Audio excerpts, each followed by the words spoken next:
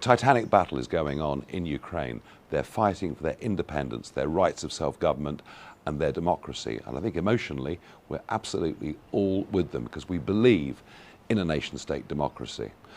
Well, we're a nation-state democracy, much more of one since Brexit, but there's a problem with our democracy. It's bent, it's crooked, it doesn't work. I've argued for 20 years that our postal vote system is massively open to fraud, abuse. I've even fought court cases on it. I remember in the Peterborough by-election, going back to 2019, someone turning up in a polling station with 1,000 ballot papers in a supermarket carrier bag, and yet they were all accepted. Hold on to your seats, because Nigel Farage, the man who's built an entire political career on calling out the establishment for being dodgy, corrupt, and playing fast and loose with the rules, is now being accused of the very same thing. Election fraud, campaign finance violations, dodgy accounting, the works. A former member of his own campaign team has gone to the police with documents claiming Farage's team fiddled the books during his Clacton election campaign last year, potentially overspending by about 9,000 quid. Now, before you think this is just another political storm in a teacup, let me tell you, if these allegations stick, Nigel Farage could be personally liable for breaking electoral law. The man who spent decades pointing fingers at Westminster might be about to get a very close look at the inside of a police interview room. And the irony? Absolutely chef's kiss. Before we dive into this glorious mess, quick favor. If you're enjoying this absolute car crash of a story, hit that subscribe button and smash the notification bell. Over 94% of you haven't subscribed yet. It's free, takes 1 second, and means the world to us. Cheers if you did. Right, back to the drama. So, here's what's allegedly happened. Richard Everett, a former Reform councillor and member of Farage's local campaign team in Clacton-on-Sea, has submitted documents to the Metropolitan Police. These documents reportedly show that Reform UK spent under the legal limit of £20,660 for Farage's general election campaign last year. Sounds fine, right? Except, according to Everett, the official spending return conveniently excluded some rather significant costs, things like leaflets, banners, energy bills, and, wait for it, a costly bar refurbishment in the Clacton campaign office, because nothing says man of the people quite like refurbishing your campaign office bar while claiming you're running a tight ship financially. Now let me paint this picture for you.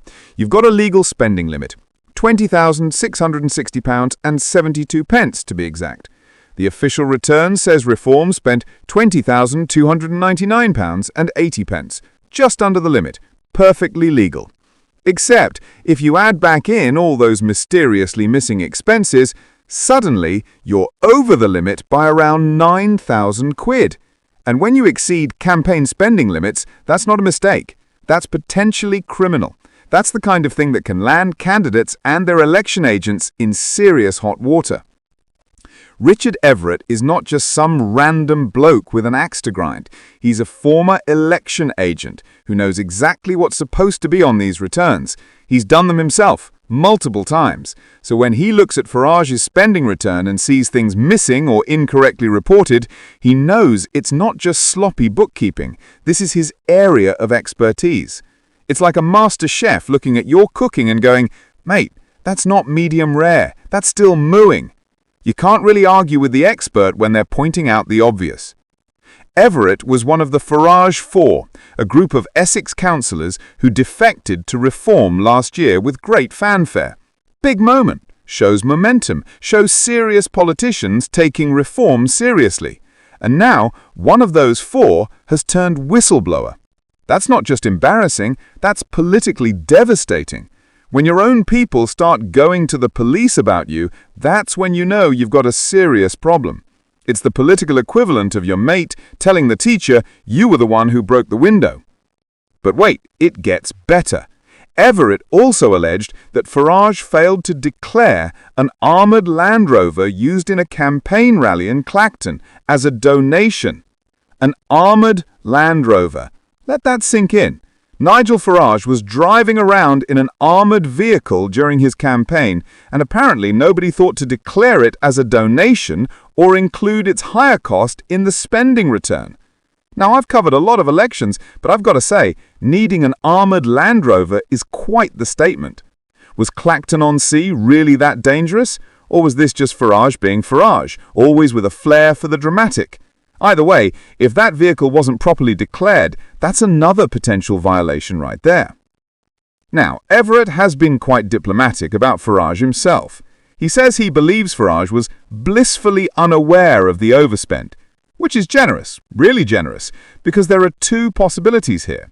Either Farage knew about the dodgy accounting and approved it, which makes him complicit, or he didn't know, which makes him either negligent or surrounded by people who thought they could pull a fast one without him noticing. Neither scenario is particularly flattering. If you're the leader of a political party and a candidate in an election, you're supposed to know what's happening with your own campaign finances. I didn't know might work when your mate uses your Netflix account, but it doesn't really cut it when you're potentially breaking electoral law. Reform's response has been swift and frankly predictable. They've denied everything and gone straight for character assassination. They've called Everett a disgruntled former councillor who was expelled from the party in August for alleged sexually inappropriate behaviour in the Clacton office. That's a serious allegation.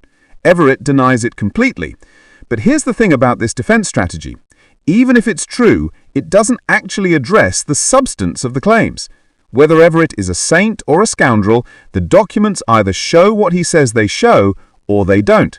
The Metropolitan Police will investigate. They'll look at the receipts, the invoices, the spending returns. Either the numbers add up or they don't. Attacking the messenger doesn't change the message. Reform's statement said, "These inaccurate claims come from a disgruntled former councillor. The party was disgusted by his inappropriate sexual behaviour with women, and he was expelled several months ago. The party denies breaking electoral law. We look forward to clearing our name." Notice the structure there. Attack first, deny second. It's textbook crisis management. Make people focus on the accuser's character rather than the actual allegation. But in the age of forensic journalism and police investigations, that strategy only works if the underlying allegations are actually false. If the documents show whatever it says they show, no amount of calling him disgruntled will make that go away. The timing of this is absolutely brutal for Farage. Reform UK has been on a roll. They've been eating into both Conservative and Labour support.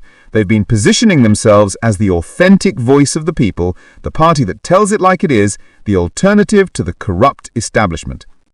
And now this, election fraud allegations, from one of their own. It's like spending years building a reputation as the most honest person in the room, only to get caught with your hand in the till. The narrative damage is immense. And let's talk about that narrative for a second, because this is where it gets really juicy. Nigel Farage has built his entire brand on being the anti-establishment figure who exposes the corruption and hypocrisy of the political class. He's the guy who points out when MPs fiddle their expenses. He's the one who rails against politicians breaking the rules. He's Mr. Straight-talking truth to power. And now he's potentially facing allegations that his own campaign broke electoral law. The hypocrisy is so thick you could cut it with a knife. It's like a vegan running a steakhouse. It's like a teetotaler owning a brewery. The cognitive dissonance is staggering. Now, it's important to stress that these are allegations at this stage. Farage hasn't been charged with anything. The police are investigating. He's innocent until proven guilty, as is everyone in our justice system. But politically, the damage is already being done. In politics, perception matters as much as reality. And the perception right now is that Farage might have done exactly what he's accused everyone else of doing for the last 20 years.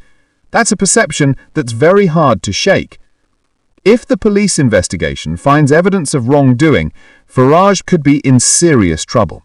Breaching electoral spending limits can result in fines, disqualification from office, and even criminal charges. For someone who's only just won his first seat in Parliament after 7 failed attempts, being disqualified would be absolutely devastating. All that effort, All those campaigns, all that time in the political wilderness, only to potentially lose it all over allegedly dodgy campaign accounting. It would be almost Shakespearean in its tragedy. Almost.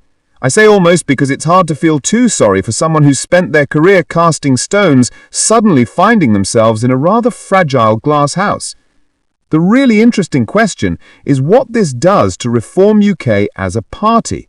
They've positioned themselves as the party of integrity, the party that's different from the others. But if their leader is mired in scandal, how do they maintain that positioning?